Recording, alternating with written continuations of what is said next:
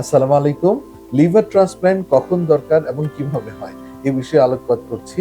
Liver transplant বা liver প্রতিস্থাপন এটি একটি যুগান্তকারী চিকিৎসা এবং দেখা যায় যে মরা রোগী খাড়া হয়ে হাঁটতে পারেন, এ ধরনের একটি অবস্থা তৈরি হয়।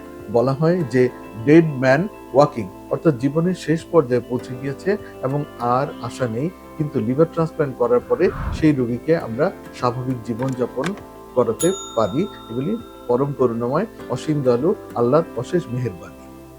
তো লিভার ট্রান্সপ্ল্যান্টে কি হয়? লিভার ট্রান্সপ্ল্যান্টে যে অসুস্থ ব্যক্তি আছে তার লিভারটি সম্পূর্ণরূপে কেটে ফেলে দেওয়া হয়। ফেলে দিয়ে সুস্থ ব্যক্তির 3/1 অংশ লিভার এনে সেখানে প্রতিস্থাপন করা হয়।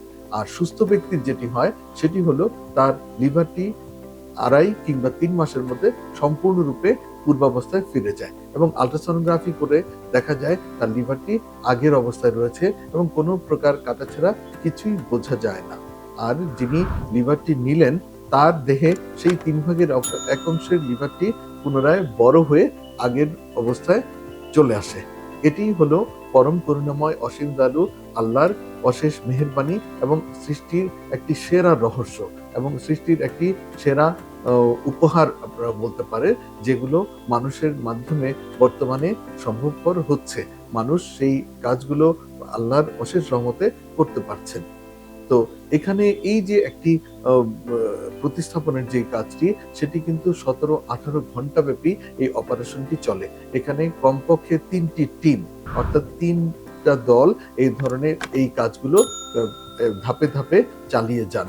এখানে প্রথমে যেটি করা হয়, যে অসুস্থ ব্যক্তি তার লিভারটি কেটে ফেলা হয় এবং যে সুস্থ ব্যক্তি তার লিভারটি কেটে এনে একটি ইউডব্লিউ সলিউশন নামে একটি বিশেষ তরল পদার্থ রয়েছে সেখানে রাখা হয় এবং তার পরবর্তীতে সেগুলো যে অসুস্থ ব্যক্তির লিভারে প্রতিস্থাপন করা হয় এবং এখানে দেখা যায় অনেকগুলো সূক্ষ্ম রক্তনালী, পিত্তনালী সেগুলোর সংযোগ করতে হয়। এই কাজগুলো অত্যন্ত সূক্ষ্মাতি সূক্ষ্ম এবং অত্যন্ত জটিল এবং অত্যন্ত সময় ক্ষেপণকারী কাজ, এবং এইভাবে ধীরে ধীরে সেগুলোকে পুনঃস্থাপন করা হয় এবং পরবর্তীতে এই রোগীকে আইসিইউতে রেখে এবং এইচডিইউতে রেখে সেখান থেকে রোগীকে সুস্থ করে তোলা হয়।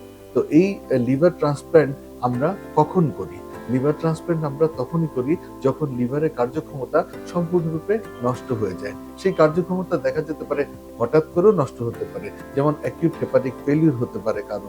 দেখা যায় যে কোনো কারণে তার লিভারে ফেল হলো, সেটি ভাইরাল হেপাটাইটিস হয়েও হতে পারে, সেটি ওষুধের পার্শ্ব প্রতিক্রিয়াও হতে পারে, যেমন প্যারাসিটামল পয়জনিং এ এ ধরনের অবস্থা হতে পারে। হঠাৎ করে লিভার ফেল হয়ে যেতে পারে, তাতে রোগীর মৃত্যু অনিবার্য।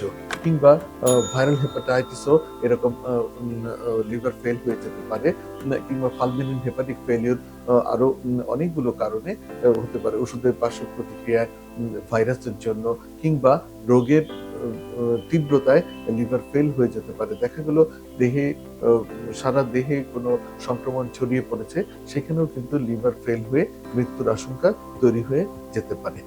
এটি গেল অ্যাকিউট অবস্থা। ক্রনিক অবস্থাও কিন্তু লিভার ফেল হতে পারে। যেমন আমরা জানি chronic liver disease. Chronic liver disease হয় ওষুধের মাধ্যমে, ভাইরাসের মাধ্যমে, কিংবা অন্য কোনো রোগের কারণে কিন্তু ক্রনিক লিভার ফেলিউর হয়ে যেতে পারে। যেমন আমরা chronic hepatitis B, chronic hepatitis C ভাইরাসের কথা আমরা শুনেছি। এক্ষেত্রে যেটি হয়, দীর্ঘমেয়াদী প্রদাহজনিত কারণে লিভারে সিরোসিস হয় এবং লিভার সিরোসিসের জটিলতাজনিত পেটে, পায়ে পানি, রক্ত বমি, কালো পায়খানা, ঘন ঘন অজ্ঞান হয়ে যাওয়া, এরপরে রোগী মৃত্যু শয্যায় শায়িত হয়ে যায়। তো এই ধরনের রোগীকেও কিন্তু আমরা শেষ পর্যায়ে নষ্ট হয়ে যাওয়া লিভারটি আমরা বাদ দিতে পারি এবং পুনরায় একটা সুস্থ ব্যক্তির লিভার এনে প্রতিস্থাপন করলে পরে তাকে সম্পূর্ণ সুস্থ করে তোলা সম্ভব হয়।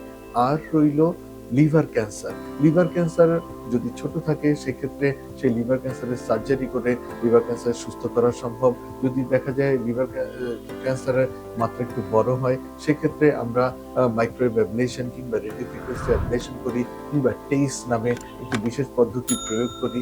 এই সবকিছুই যদি ফেল হয়ে যায় সেক্ষেত্রেও কিন্তু আমরা লিভারটি সম্পূর্ণরূপে বাদ দিতে পারি, বাদ দিয়ে সুস্থ ব্যক্তি থেকে লিভার প্রতিস্থাপন করে তাকে বাঁচিয়ে তুলতে পারি। তো এই সামগ্রিক অবস্থায় দেখা যায় যে বিস্ময়করভাবে রোগী সুস্থ হয়ে যান, ভালো হয়ে যান। এগুলো পরম করুণাময় অসীম দয়ালু আল্লাহর অশেষ মেহেরবানি। তো এই পদ্ধতিতে আমরা আ আ আ একজন অসুস্থ ব্যক্তিকে সম্পূর্ণরূপে বা মৃতপ্রায় ব্যক্তিকে সম্পূর্ণরূপে সুস্থ করে তুলতে পারি। যে কারণে লিভার বিশেষজ্ঞরা বা বড়, বড় জ্ঞানী-গুণী লিভার বিশেষজ্ঞ যারা রয়েছেন তারা বলেন যে ডেড ম্যান ওয়াকিং অর্থাৎ মৃত ব্যক্তি হাঁটছেন। এ ধরনের অবস্থা বিস্ময়কর অবস্থা ঘটতে পারে। তো আমরা লিভার ট্রান্সপ্লান্ট এভাবেই করে থাকি এবং লিভার ট্রান্সপ্লান্ট করলে পরে রোগীকে কিছু নিয়ম-কানুন, দিক নির্দেশনা মেনে চলতে হয়। যেহেতু তার আ দেহে নতুন একটি লিভার প্রতিস্থাপন করা হয়েছে, তার রোগ প্রতিরোধ ক্ষমতা কম থাকে, তাকে অনেক বাছ-বিচার করে চলতে হয়। খাবার, চলাফেরা ইত্যাদি থেকে এবং কিছু ওষুধ সারা জীবনের জন্য খেতে হয়। এবং সেক্ষেত্রে দেখা যায় অনেক রোগী ভালো থাকেন ১০-১৫ বছর পর্যন্ত ভালো এবং সুস্থ থাকতে পারেন। এবং ইতিমধ্যে দেখা গিয়েছে এই ধরনের অনেক রোগী লিভার প্রতিস্থাপন করে সম্পূর্ণ ভালো আছেন, সুস্থ আছেন। আজ এ পর্যন্তই। সবার দোয়া চেয়ে বিদায় নিচ্ছি। আল্লাহ হাফেজ।